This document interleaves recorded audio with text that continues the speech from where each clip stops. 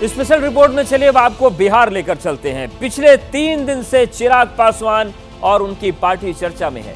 दावा यह हो रहा है कि चिराग पासवान की पार्टी की 3 सांसद टूट सकते हैं और इस खबर के बहाने विपक्ष चिराग को अपने पाले में आने का ऑफर भी दे रहा है।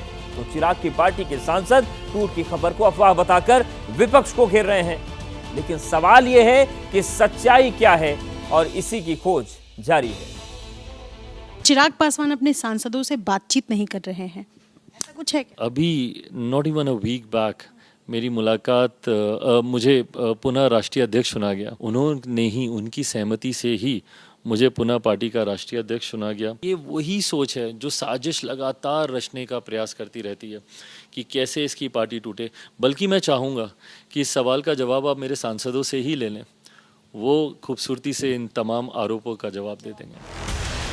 वैसे पुराने पन्नों को पलटे तो इतिहास उनकी पार्टी में टूट की गवाही देता है।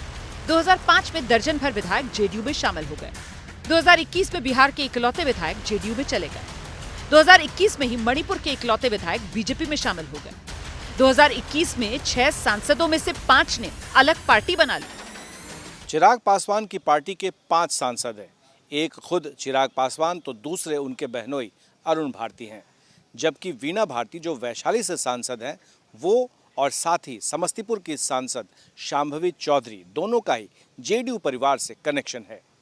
वहीं दूसरी ओर राजेश वर्मा खुद व्यवसायी है। जिन सांसदों के बारे में विपक्ष दावा कर रहा है वो सांसद मीडिया में विपक्ष के दावों को भ्रामक बता रहे हैं।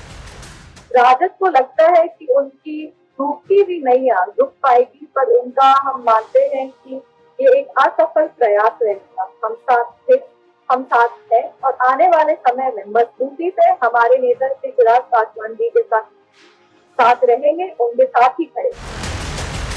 चिराग के जीजा और सांसद अरुण भारती ने सोशल मीडिया पर वीडियो अपलोड कर दावा किया, पार्टी एकजुट है।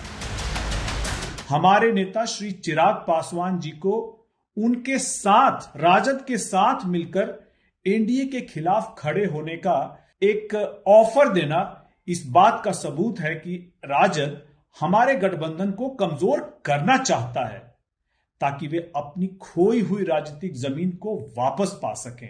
हम मीडिया और जनता से अपील करते हैं कि वे राजद की इस चाल को समझे और इन अफवाहों से भ्रमित न हो।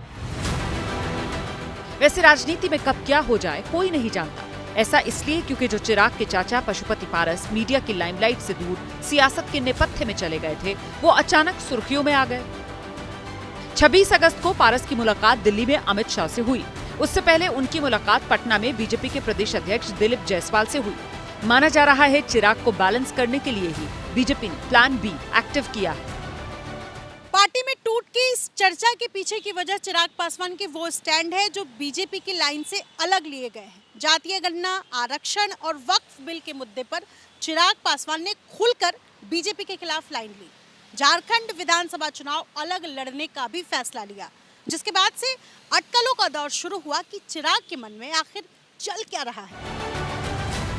अगले साल के अंत में बिहार में विधानसभा चुनाव होने हैं। एनडीए में सीटों का बंटवारा एक बड़ा मुद्दा रहने वाला है। 2020 में सीट बंटवारे को लेकर ही चिराग एनडीए से अलग हुए थे। इस सब के बीच पॉलिटिकल कॉरिडोर की एक थ्योरी ये भी है कि चिराग बीजेपी पर अभी से दबाव बनाकर रखना चाहते हैं ताकि विधानसभा चुनाव के लिए अपने हिसाब से बार्गेन कर सके। लेकिन पार्टी में टूट की अटकलों ने अंदर ही अंदर चिराग को एक नई टेंशन जरूर दे दी है। आरजेडी अब न सिर्फ चिराग की पार्टी में टूट की बात को हवा दे रही है, बल्कि इसी बहाने उन्हें साथ आने का ऑफर भी दे रही है। चिराग जी युवा हैं, तेजस्वी जी भी युवा हैं। बिहार के विकास के लिए अगर दोनों लोग एक साथ आते हैं तो जरूर हमको लगता है इन दोनों के सामने बिहार में तीसरा कोई विकल्प नहीं होगा।